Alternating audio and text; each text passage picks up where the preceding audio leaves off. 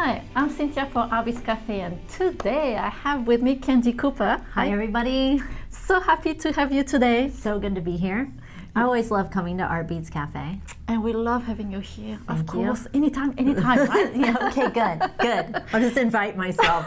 Anytime. And today she has a great project with memory wire, and I love what you did. And she's going to show us how to make it. You know what? Memory wire is like one of those materials that sometimes I forget about it. Yes, because that's it's been true. around Yes. for so long. It's actually, when I was in high school, it was one of the first things I think I used to make a bracelet with. Did you? Was it one of your first materials? In my country, we didn't have memory wire, unfortunately. Sad. We didn't have much in that little island. Now I know why you came to America. Okay, we got lots of memory wire. So I'm using the, it comes in different sizes, even some different shapes. We're just using the basic round. Right. No big deal. But if you're not familiar with memory wire, well, I have a whole coil of it here. It looks like a slinky. Yeah. And it holds its shape like this. So we can stretch it out big time, and then it goes right back. It always comes back. The only thing that you already know this, but everybody out there making jewelry, don't forget to don't use your good cutters with this. Don't use your expensive cutters. Make sure you use memory wire shears. Yeah. These are special nippers that can cut through this tempered wire really easily. Yeah, it's a pretty hard wire. It's so hard, and if you use your good cutters with it, you're going to nick them, and then you're going to always have that annoying spot in your cutters where it doesn't cut anymore. Yes. Have you ever done it? Yeah, I think so. And I was trying so hard to cut the wire. Like, what's going on? Yeah, and then I found that I have a tendency to cut in the same place on my cutters, so then every time I'd cut a head pin or just a wire, it would just be I'd have to wiggle it. So it's key. That's why I always tell my husband, I always need a lot of tools. That's right. You never know. That's right. So then when it is time to cut, you've got your right cutters. All I like to do is just count the coils. So think about how many times you want this to go around your wrist. All right. And then add a little bit, because we need a place to finish the end. You know what I mean? We need a little room to finish the end. Right. Plus, your beads are going to take up a little space too and stretch out your bracelet, but that's all there is to it. So now for the fun part. Let's think about our project here. So I've got a couple samples that I've been playing around with. Here at artbeads.com, you guys have made it really easy when I was picking out my beads for this project with your designer series, right? Yes. Yeah, so all mixed. All I did was go in and look for seed beads, pearls, crystals, and I mixed in a little bit of Dakota stones on this one, some drusies. Really, the other great thing about this is you can get a really great boho look or a little bit more chic, fancy look, just depending on your style. So both. We've got a little bit. I mean, your designer series are so wonderful. I just got a question about this. How do you know the difference in seed beads sizes? 11/0 is smaller than, these are 11s, right? Yes. So 11/0 is smaller than 8, and 8 is smaller than 6. Okay. So the bigger the number, the smaller is the bead. Like wire. Yes, Okay. exactly. Okay, perfect. So for this project, we're using 11s, and then what are these? Sorry, I should know this. What are those? Those are 6. Those are 6s. Out. So they're pretty big. Yeah, so we need 6s to string with your beads. We need 11s to do the seed bead detail outside. Okay. I love what you did. This is the first time I see a project like that with memory wire and seed beads. Beautiful. Thank you. Thank you, Cynthia. So, and then grab some glass pearls, some crystals. Are those 6mm bicones? Those are 6s, right? This one? Yeah. Yes. But you can use anything. Okay. So I've gone ahead and built a little pile of materials here and just sort of blended my colors. You can have crystals. This is a really classic Southwest look. Yes. With some stone, and then my little pile. I wanted the beads that go on the outside to have a nice contrast. Okay. So I'm using that. The other thing to take into consideration is your beading wire. And the number of strands really doesn't matter for this, but I wanted to use beading wire because it's of the strength. Because when you're pulling and this bracelet and putting it on and off, I feel like beading wire is going to hold up really well on this design. the thing you do want to pay attention to is you want like a 0.013 or a 0.015 diameter so that it can go in and out of the beads. Okay. It'll make more sense in a minute. So I've gone ahead and pre-cut us some wires. To get started, we're just going to grab our round nose pliers. And, you know, they make all kinds of end findings for memory wire, but I still like this to get it started like this. And I'm just going to roll it against the curve. Yeah, I find that is the easiest way because it's like we say, it's such a hard wire. So I roll it a couple times, almost so it looks like a split ring at the end. Oh, you do? Okay. Yeah, and then my charms and things can't escape. That's true. They do escape on mine. Yeah, I roll it a few times. That's why to cut a little bit more than you think you need when you're cutting your wire. All right, so now we can start stringing our beads. And so we're going to use the 6/0 seed beads to string with, and then mix in your crystals and pearls. And you can opt for a pattern, or just whatever you want. Yeah. Great. To get started, an inch or two, and then take a break, and we're going to add our other wire. Okay. I really love how you can be so random with this design, or you can have it really organized. Yes. What do you usually prefer? Organized design or?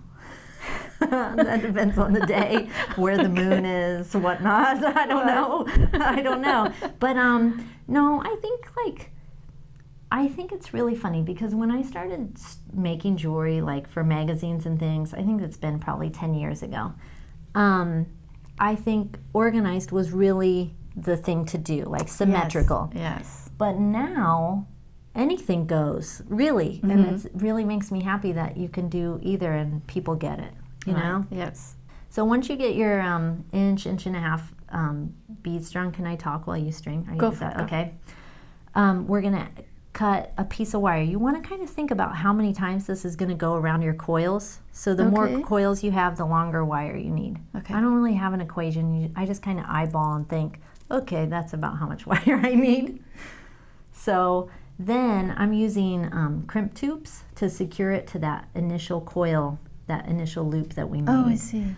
And important to check your packaging for what size crimp tube you need. So for this wire, I need a number 1 crimp tube or a 1 crimp bead.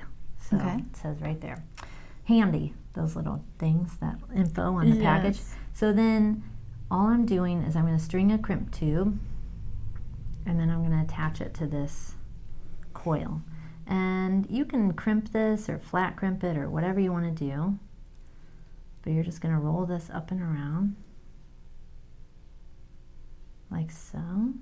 And I've got it secured, and then I'm going to just grab my crimping pliers, and you don't, like, you want to kind of get it on the back end of the loop so that everything lines up. Right.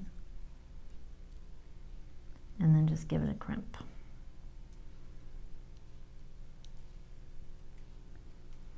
Okay, and then one last smush to make sure everything's rolled over. Okay, now it's time to slide everything back the way it came. Oops, I'm going the wrong way.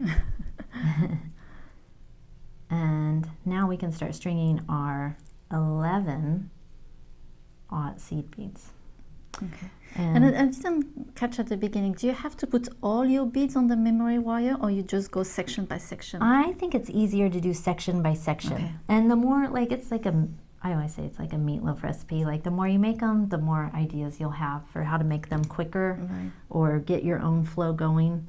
I'm going to trim the wire a little bit, and then now, before I lied. It's not time to start stringing the smaller seed beads. It's time to string the wire through the first couple beads. So what I like to do, just for fun, is sort of weave the wire in and out. So I weave it in through the larger seed beads, and then I let it go to the outside of the crystals. Just, I think it looks cool, kind of showing, you know, against the crystal. So it's a design thing. If you don't have to do that, but you can if you want. So now we're going to skip over that one, and then take it in through the seed beads again. And then when we get to the pearl, that's when these make the perfect surface for your... Oh, I see, because it's big. Yeah. And it looks a little scary at first, but you just keep cinching your beads down, and then you see how that wire sits on the outside. And then now it's time to go. You actually don't really see the wire, but if you want to see it, you could make it another color, I guess. You could make it more contrasting, yeah. So now we're going to string some seed beads. I don't know, do you have I don't consider myself a seed beader. I know just enough to be dangerous. So like I've found that about 10 seed beads sit perfectly. I mean, you could do more to have a really loopy, ruffly look, but I like for them to sit pretty snug against the pearl so they don't catch.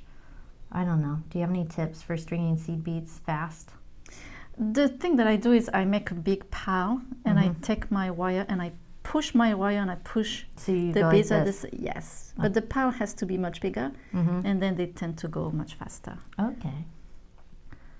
Yeah. Because yes, those it's are like, so small. I feel like it's like da na na na na na na na na. You know, it's like the seed bead waltz watching someone string these. Oh my. So anyway, I'm guessing that's about 10. I feel like it's like watching me string seed beads. It might be like watching paint dry. Like really engaging. So then you're going to take your wire back in to those, what size are these? Sixes. Yes, 6 seed beads. And then pull it. And sorry, my hand's in the way. But then, see? Oh, that and looks it really just nice. cinches it right up. Yes. And then you're going to keep stringing those beads. See how that's got maybe one extra. Right. But that's okay for this, you know, you get the idea. And then you would just keep stringing your sections of beads all the way around, working a little bit, weaving, stringing, weaving. Okay. Like so, until you have something like this. Yeah, I love What do this you one. think? I love it. Thank you. So now, this is when it comes to finishing up the ends, now you can string a few more seed beads, but what I usually do is once I'm happy with where, let's see, yeah, I've got a loop here and a loop here. Right. I like this little bit of overlap. I'm happy with that. Okay. So I'm going to leave that tail of wires off to the side, grab my round nose pliers, and this might be a hair too much memory wire left, so let's take but you still want to get a couple rounds of it, you know. Sorry, let me try to get a hold of this. Yeah. Did you wear your safety glasses? Oh, you have glasses on. Okay. So then you're just going to grab it and bend it and try to like smush all your beads towards the first loop. You don't want any spaces. You don't want any gaps or spaces or whatever. So then I've got everything snug. And then now string your crimp tube onto your wire and anchor it around through that loop. Okay. Like so, and then back through your crimp tube. And if you can squeeze it through that first bead, that's ideal. If you can't, not the end of the world. I'll just go off to the side. But then pull everything so that you have it nice and anchored. It's very tricky to get a crimping plier in there at that point. So I'm just going to use my chain nose pliers. Much easier, yes. And just give it a nice hefty flat crimp. And then trim my wire. That's why I like to put it, if I can, put it through that first bead. Right. And then, now for the fun part, we can grab some charms. Okay. And start embellishing. Like if you look at this one, I've put a leather tassel on here. That is really cute. You can add beaded dangles. I fell in love with these little patinaed leaves that you have. Yes, they're so beautiful. And they're nice and they're a nice weight. I thought this kind of has that secret garden vibe. So just gonna open and close a jump ring, attach a charm, and I've always liked finishing memory wire like that you don't just have the loop at the end, and when you put something else, then you're not staring at the loop, you're looking at the charm too. Yeah, and it looks nice hanging from your wrist with those little bit of movement. But the cool thing about this bracelet is you can make it with, 1 or 2 coils, or you can make it with like 5. It doesn't. You can make a big cuff if you want. Yeah. That would be neat. Yeah, you can do it any size you like. So once we get a few charms, and I would totally string some beads on some head pins. You could put a bunch of stuff off here. The tassels, I stacked a charm and a tassel off of here.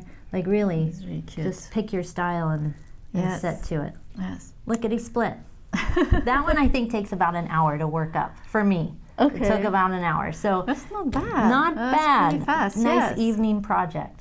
It is, yes. Well, thank you so much. This is such a great idea for making something new with memory wire. Thank you. And I hope you enjoy looking at this project. It's really pretty. It's really beautiful. Thank you. And thank you so much for being with us today. Thank you. Thank you for joining us today at Artbeads Cafe, and make sure to subscribe to our email newsletter to get our great promotion, See Candie again, and our great idea. So thank you. Merci beaucoup. Au revoir. À bientôt. Bye-bye.